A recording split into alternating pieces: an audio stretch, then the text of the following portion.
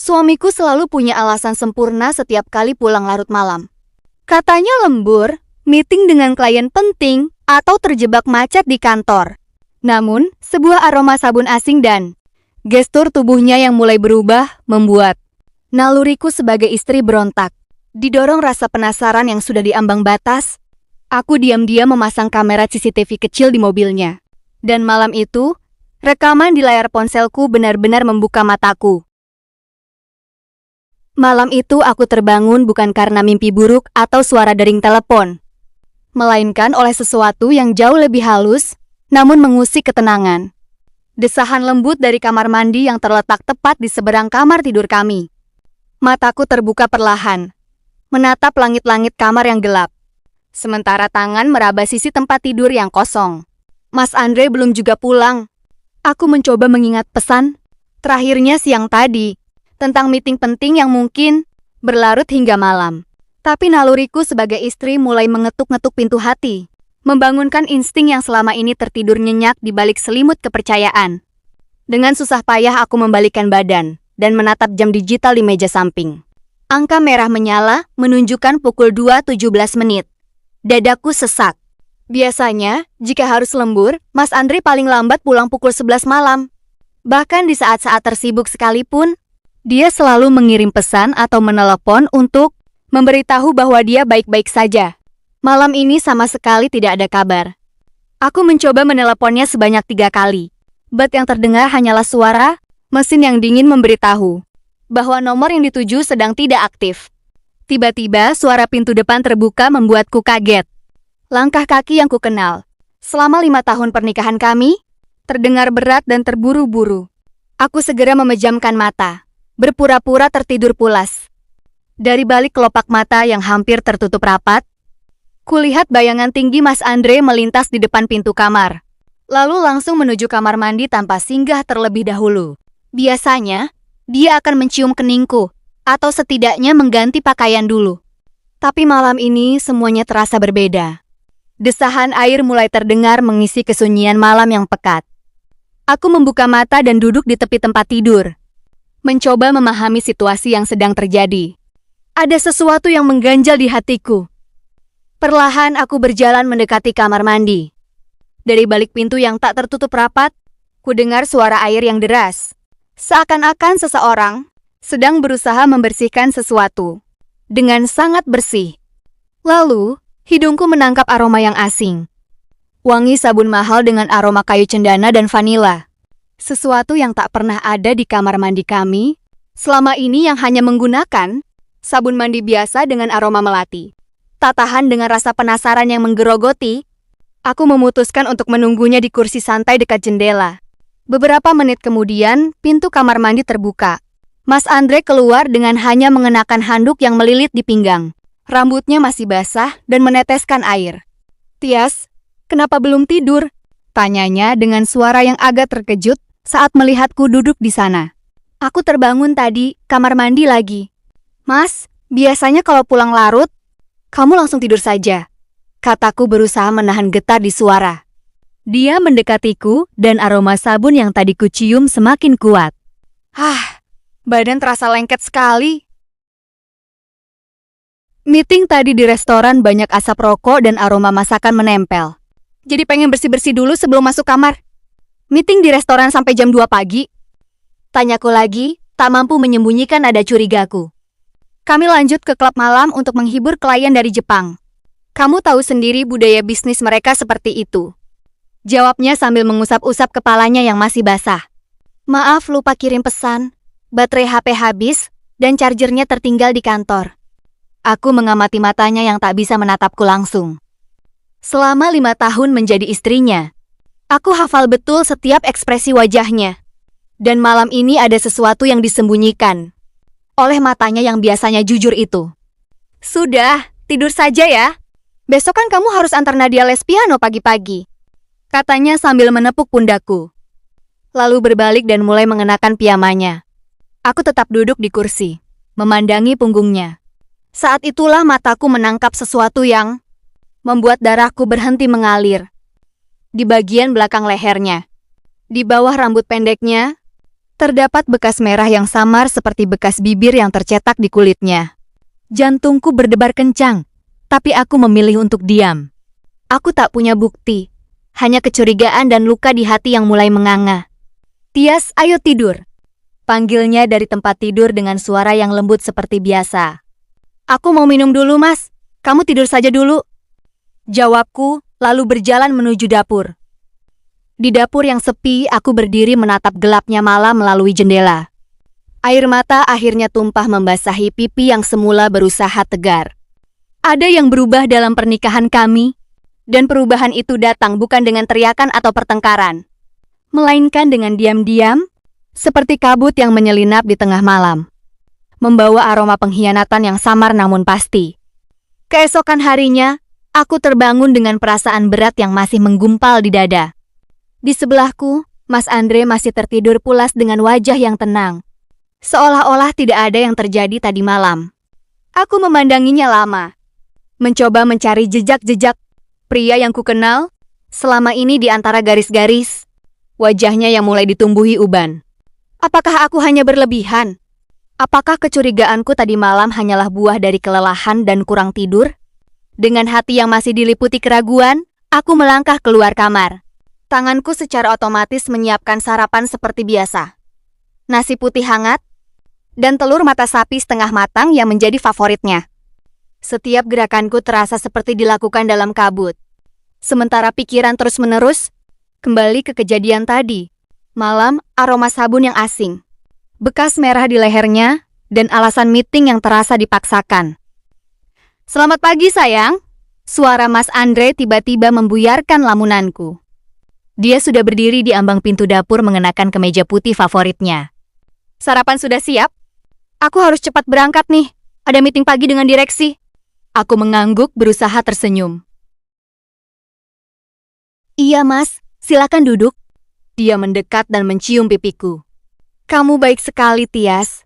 Saat dia duduk dan mulai menyantap sarapannya, aku memberanikan diri untuk bertanya, "Meeting tadi malam sampai larut sekali ya? Dengan klien dari Jepang, katamu?"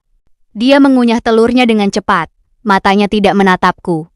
"Iya, klien yang sangat penting. Mereka memang suka berpesta sampai larut. Capek sekali sebenarnya, tapi berhasil dapat kontrak." Tanya-tanya lagi, mencoba membuat pertanyaannya terdengar natural. "Masih proses?" Tanyaku.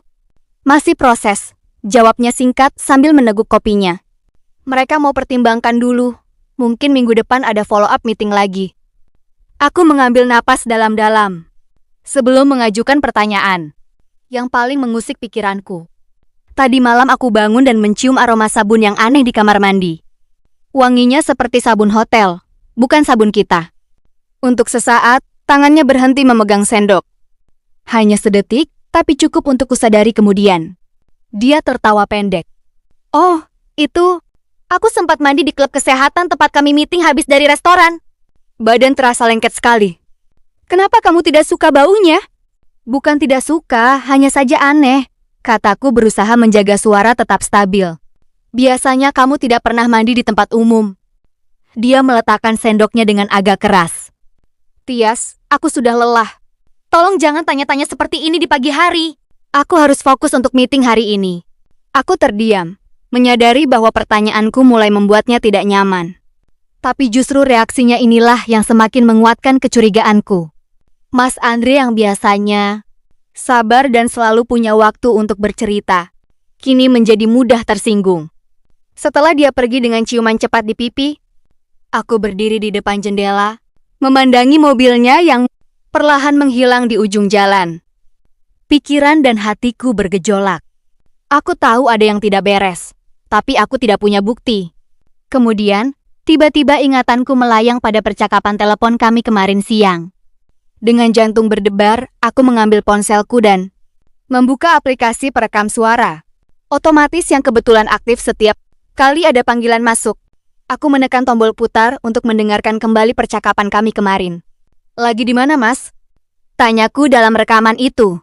"Di kantor, sayang. Laporan numpuk. Nanti mungkin pulang agak larut." Suara Mas Andre terdengar jelas. Tapi yang membuat darahku membeku adalah suara latar belakangnya.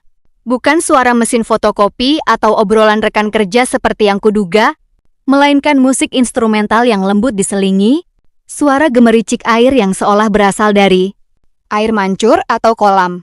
Bahkan sesekali terdengar suara perempuan tertawa ringan di kejauhan. Aku memutar rekaman itu berulang kali. Setiap kali mendengarnya, hatiku semakin hancur. Kantor Mas Andre berada di lantai 15 gedung perkantoran modern. Tidak ada air mancur atau kolam di sekitarnya. Dan musik instrumental seperti itu tidak mungkin diputar di lingkungan kantor yang sibuk. Perlahan aku menyadari, suami yang selama ini kupuja, yang selalu kupanggil dengan sebutan Mas sebagai bentuk hormat dan sayangku padanya, mungkin telah mengkhianati kepercayaanku. Aku terduduk di lantai. Ponsel terjatuh dari genggamanku. Kebenaran mulai terkuak, dan rasanya seperti pisau yang mengoyak-ngoyak dadaku. Pagi itu, setelah kepergian Mas Andre, aku tidak bisa lagi menenangkan diri dengan pekerjaan rumah tangga. Hari-hari yang biasanya berjalan monoton kini terasa seperti berjalan dalam kabut tebal yang mencekam. Setiap senyuman Mas Andre, setiap sentuhannya, bahkan setiap perhatian kecil yang biasa membuatku merasa dicintai, kini terasa seperti pertunjukan sandiwara yang dipentaskan dengan sempurna. Aku mulai memperhatikan hal-hal kecil yang sebelumnya luput dari perhatianku. Cara dia selalu membawa ponselnya kemanapun, bahkan ke kamar mandi, bagaimana dia tiba-tiba mengganti kata sandi laptopnya. Dan yang paling menyakitkan, perubahan frekuensi. Hubungan intim kami yang semakin berkurang dengan alasan kelelahan kerja. Suatu sore, saat sedang membersihkan lemari pakaian, tanganku secara tidak sengaja menyentuh jaket kulit kesayangannya, yang biasa ia pakai untuk acara-acara penting. Ada naluri aneh yang mendorongku untuk menyelidiki saku-sakunya. Di saku dalam, jemariku meraba sesuatu yang kecil dan keras. Sebuah bon belanja dari butik mewah yang terkenal, dengan produk parfum dan kosmetiknya. Tanggalnya adalah 3 hari yang lalu, persis pada hari di mana dia bilang harus lembur sampai larut malam. Nominalnya membuat napasku tersendak. Cukup untuk membeli parfum ukuran besar atau beberapa lipstik merek mahal. Sedang apa, Tias? Suara Mas Andre tiba-tiba membuatku kaget. Dia berdiri di ambang pintu kamar. Matanya tajam menatap jaket yang masih kugenggam. Ah, hanya merapikan lemari. Mas, kataku berusaha tenang. Dengan cepat menyelipkan bon itu ke dalam saku celanaku. Jaket ini kok kelihatan kusut sekali? Kamu pakai untuk meeting apa? Dia mendekat dan mengambil jaket itu dariku. Meeting biasa dengan klien. Kenapa tanya-tanya? Tadi ada wangi parfum yang tidak biasa. Menempel di sini, kataku. Mencoba menguji reaksinya. Wanginya seperti parfum untuk perempuan. Dia tertawa, tapi terdengar dipaksakan. Ah, itu pasti karena tadi di lift kantor penuh dengan karyawan dari divisi marketing. Kamu tahu sendiri mereka selalu memakai parfum yang kuat-kuat. Alasannya selalu saja terdengar masuk akal. Selalu ada penjelasan untuk setiap kejanggalan. Tapi hatiku yang hancur tidak lagi bisa menerima penjelasan-penjelasan itu. Malam itu, setelah Mas Andre tertidur, aku duduk di balkon kamar memandangi bintang-bintang yang seolah memandangku dengan iba. Bon belanja yang kusembunyikan terasa panas di genggamanku. Aku tahu aku butuh bukti yang lebih konkret. Yang tidak bisa dia bantah dengan alasan-alasan sempurnanya. Keesokan paginya saat Mas Andre berangkat kerja, aku segera membuka laptop dan mulai mencari-cari informasi tentang alat pelacak atau kamera tersembunyi di internet. Jari-jariku gemetar mengetik kata kunci. Perasaan bersalah karena tidak mempercayai. Suami sendiri berjuang melawan. Kebutuhan mendesak untuk mengetahui kebenaran. Setelah berjam-jam membandingkan berbagai produk, akhirnya aku memutuskan untuk memesan kamera mobil. Kecil yang bisa dipasang di dashboard, dilengkapi dengan daya tahan baterai lama dan fitur perekam suara. 2 hari kemudian, paket itu tiba. Aku membuka bungkusannya dengan tangan gemetar. Bentuknya kecil, tidak lebih besar dari korek api, dengan warna hitam yang mudah menyatu dengan interior mobil. Aku memegangnya erat-erat, merasa seperti sedang memegang senjata yang bisa menghancurkan hidupku sendiri. Hari Senin berikutnya, seperti biasa Mas Andre bersiap untuk berangkat kerja. Pagi itu aku membuatkan sarapan spesial dengan tangan yang masih gemetar. Wah, hari ini istriku rajin sekali, katanya sambil mencium pipiku. Ada bagian dalam diriku yang berteriak meminta agar ia membatalkan niat burukku. Meminta agar ia mengatakan yang sebenarnya sehingga aku tidak perlu melakukan hal gila ini. Mas, mobilnya. Kemarin aku dengar ada suara aneh dari dashboard. Kataku mencoba membuat alasan untuk mendekati kendaraannya. Suara apa? Aku tidak dengar apa-apa, jawabnya sambil mengunyah roti. Aku takut ada yang rusak. Nanti aku lihat sebentar ya, pintaku. Dia mengangguk sambil tetap membaca berita di ponselnya. Silakan, tapi cepat ya. Aku harus segera berangkat. Dengan jantung berdebar kencang, aku menuju garasi. Tanganku berkeringat dingin saat membuka pintu mobil dan menyelinap ke kursi penumpang. Dengan gerakan cepat, aku menempelkan kamera kecil itu di balik hiasan gantungan. Kunci berbentuk boneka beruang yang dulu ia berikan padaku saat anniversary pertama. Posisinya sempurna, menghadap ke kursi pengemudi dan penumpang, serta tersembunyi di balik sangkar burung kecil yang tergantung di sana. Sudah selesai, Tias? Teriak Mas Andre dari dalam rumah. Sebentar lagi, Mas. Jawabku berusaha menenangkan suara yang hampir saja terbata-bata. Aku mengambil napas dalam-dalam sebelum keluar dari mobil. Saat berbalik, kulihat Mas Andre sudah berdiri di pintu garasi dengan tas kerjanya. Ada apa sebenarnya, Tias? Kamu kelihatan aneh akhir-akhir ini, katanya. Menatapku dengan tatapan yang dulu bisa membuatku cair, tapi kini hanya membuatku merasa bersalah. Aku hanya khawatir denganmu. Mas, kamu pulang semakin larut akhir-akhir ini, kataku mencari pembenaran. Dia mendekat dan memelukku. Jangan khawatir sayang, ini hanya sementara. Setelah proyek ini selesai, semuanya akan kembali normal. Pelukannya terasa hangat, tapi aku bisa merasakan jarak tak kasat mata di antara kami. Saat dia melepaskan pelukan dan masuk ke mobil, aku berdiri di sana memandanginya, membalikan kendaraan dan pergi. Aku tahu hari ini adalah titik di mana segala sesuatu akan berubah. Entah kecurigaanku akan terbukti salah dan aku harus hidup dengan rasa bersalah karena tidak percaya padanya, atau yang terburuk, kecurigaanku benar dan hidupku akan hancur berantakan. Saat mobilnya menghilang dari pandangan, air mata akhirnya tumpah. Aku berlari ke kamar mandi dan muntah. Perutku mual karena ketegangan yang luar biasa. Di depan cermin, wajah pucatku menatap balik dengan mata penuh ketakutan. Aku telah menanam bom waktu dalam pernikahanku sendiri. Dan sekarang, yang bisa kulakukan hanyalah menunggu ledakannya. Jam di dinding ruang tamu menunjukkan pukul 7 malam. Ponsel di tanganku terasa begitu berat. Sementara layar kecilnya memancarkan cahaya terang dari aplikasi pemantau CCTV mobil yang baru saja kusinkronkan. Jantungku berdetak begitu kencang, seirama dengan ketukan jari-jariku di atas meja makan yang dingin. Rasa takut dan penasaran bergemuruh hebat di dalam dadaku. Di layar ponsel itu, pemandangan bagian dalam mobil, Mas Andre terlihat sangat jelas berkat fitur inframerah yang aktif. Mobil tersebut terparkir di sebuah area parkir yang remang-remang.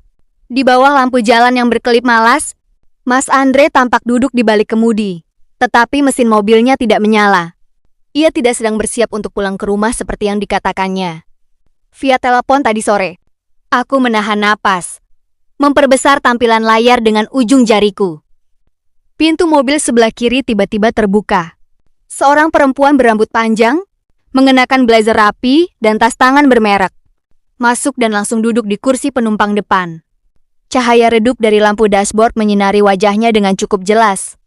Meskipun aku belum pernah melihatnya secara langsung di kantor Mas Andre, hatiku langsung mengenali gelagat dan cara perempuan itu tersenyum manis menyambut suamiku. Maaf ya lama sayang, tadi macet banget di jalan.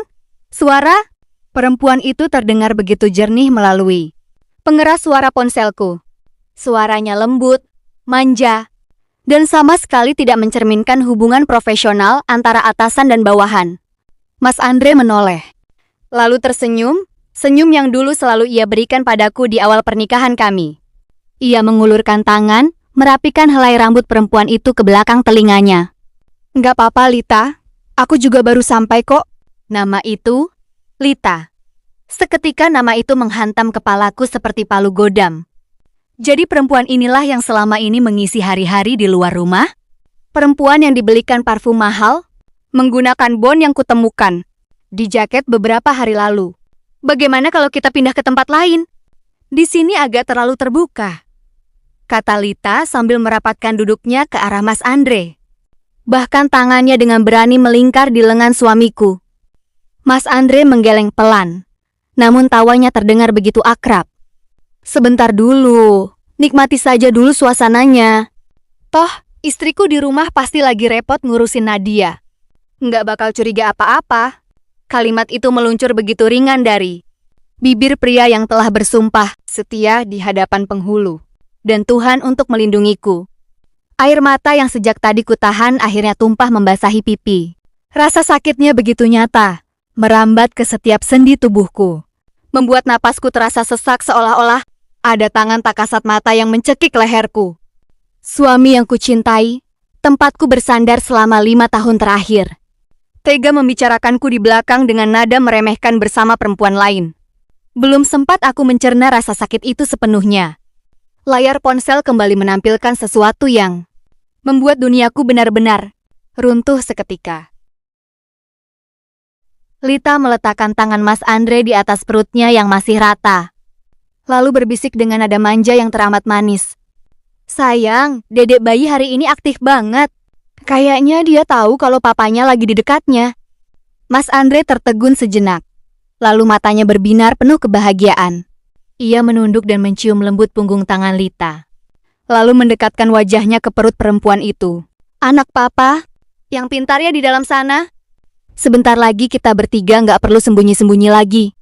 Kalimat itu bergema di telingaku, berputar-putar menciptakan dengungan memekakan telinga di dalam kepalaku. Bukan sekadar perselingkuhan biasa. Ada kehadiran seorang anak, buah hati dari hubungan haram mereka yang sedang mereka nantikan. Sementara aku di rumah, dengan sabar menyiapkan air hangat, menepis segala keraguan, dan menjaga keutuhan keluarga demi anak kami Nadia. Suaminya justru sedang membangun keluarga baru di balik punggungku. Aku melempar ponsel itu ke atas meja dengan tangan gemetar hebat. Tubuhku melemah, merosot jatuh bersandar pada lemari dapur yang dingin. Isak tangisku pecah dalam keheningan malam, tertelan oleh suara angin di luar rumah. Topeng kesempurnaan pernikahan kami telah berkeping-keping. Dan kini aku harus menghadapi kenyataan terpahit yang selama ini kutakutkan. Malam itu, rumah terasa begitu dingin dan asing. Seolah-olah dinding-dindingnya ikut menyaksikan kehancuran yang baru saja kualami. Ketika suara kunci berputar di pintu depan menjelang pukul 11, dadaku bergemuruh hebat. Mas Andre melangkah masuk dengan senyuman lelah yang dibuat-buat, menenteng tas kerja dan aroma parfum asing yang kini begitu memuakan. Tias, belum tidur? Sapanya ramah, berusaha bersikap senatural mungkin sambil mencium keningku. Seperti malam-malam sebelumnya, aku hanya bisa menatap matanya, mencari sisa-sisa kejujuran dari pria yang selama 5 tahun ini kusebut sebagai pendamping hidup. Tidak ada rasa bersalah di wajahnya. Yang ada hanya topeng kepalsuan yang sangat rapi. Tanpa banyak bicara, aku bangkit dari sofa ruang tamu dan berjalan ke arah kamar tidur, meninggalkan kebingungan sesaat di wajahnya. Hari-hari berikutnya berjalan dalam ketegangan yang menyesakkan. Aku memilih diam, mengumpulkan sisa-sisa kewarasan demi Nadia, putri kami yang sama sekali tidak tahu apa-apa. Namun, rahasia sebesar itu tidak akan bisa disembunyikan selamanya. Puncaknya terjadi di akhir pekan, ketika kami memutuskan untuk menemani Nadia membeli perlengkapan sekolah di sebuah pusat perbelanjaan. Di tengah keramaian mall, di depan sebuah toko buku anak-anak, Nadia tiba-tiba berteriak girang sambil menunjuk ke arah koridor utama. "Papa! Itu Papa!" Aku dan Nadia menoleh bersamaan. Jantungku seperti berhenti berdetak saat melihat Mas Andre berjalan santai dari arah restoran. Bukan itu yang membuat darahku mendidih, melainkan perempuan di sampingnya, Lita, yang berjalan dengan tangan menggelayut, mesra di lengan suamiku, sementara tangan satunya mengusap perutnya yang mulai tampak berisi. Nadia yang berlari mendahului langsung merentangkan tangan, Papa! Teriaknya polos. Mas Andre mendadak pucat pasi. Ia mendorong tangan Lita dengan kasar. Wajahnya berubah panik saat melihat putrinya sudah berada beberapa langkah darinya. Lita terkesiap. Nyaris kehilangan keseimbangan sebelum akhirnya mundur beberapa langkah dengan tatapan kikuk dan bersalah. Aku berjalan mendekat dengan langkah pelan namun pasti. Setiap langkah terasa begitu berat. Membawa serta seluruh amarah, kekecewaan, dan air mata yang selama ini kutahan di balik punggungku. Ketika aku berdiri tepat di hadapan mereka berdua, Mas Andre menelan ludah dengan susah payah. Tias, ini tidak seperti yang kamu bayangkan, bisiknya gemetar. Suaranya nyaris tenggelam oleh bisingnya suasana mal. Aku menatap lurus ke mata pria yang telah menghancurkan hidupku. Lalu beralih menatap Lita yang tertunduk ketakutan. Di hadapan Nadia yang kebingungan melihat kedua orang tuanya berhadapan. Dalam ketegangan, topeng kesempurnaan keluarga kami akhirnya runtuh berkeping-keping tanpa sisa. Nadia menatap kami bergantian dengan mata belo penuh kebingungan. Jemari kecilnya masih memegang erat tali ransel sekolahnya. Suasana bising di pusat perbelanjaan itu seolah lenyap, menyisakan keheningan yang menyesakkan di antara kami berempat. Mama, kenapa Papa sama Bibi ini jalan bareng? Kenapa Papa meluk tangannya tadi? Tanya Nadia polos. Suaranya berhasil mengiris hatiku yang sudah hancur berkeping-keping. Aku berlutut di hadapan putriku, menangkup wajah mungilnya dengan kedua tangan yang gemetar hebat, berusaha menahan isak tangis yang mendesak keluar dari tenggorokan. Nadia sayang, anakku yang pintar, dengarkan Mama. Papa dan Bibi ini sedang punya urusan penting. Sekarang, tolong tunggu Mama sebentar di bangku depan toko buku itu ya. Ada Om Security di sana. Minta tolong temani sebentar.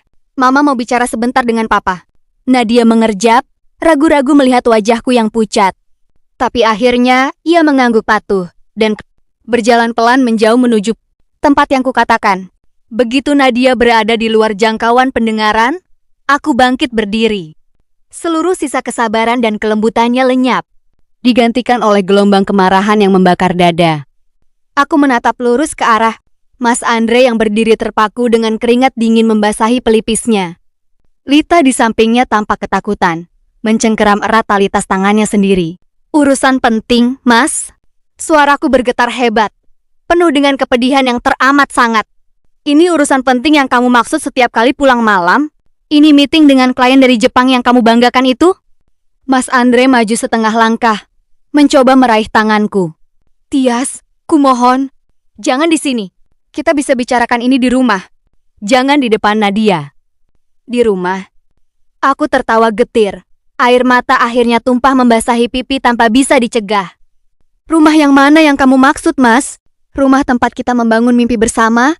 Atau rumah sewaan tempat kamu merencanakan masa depan baru bersama perempuan ini? Lita memberanikan diri mengangkat wajahnya, mencoba membela diri dengan suara gemetar. Mbak Tias, maafkan kami. Saya tahu saya salah, tapi... Diam! Bentakku, membuat beberapa pengunjung mal di sekitar kami menoleh.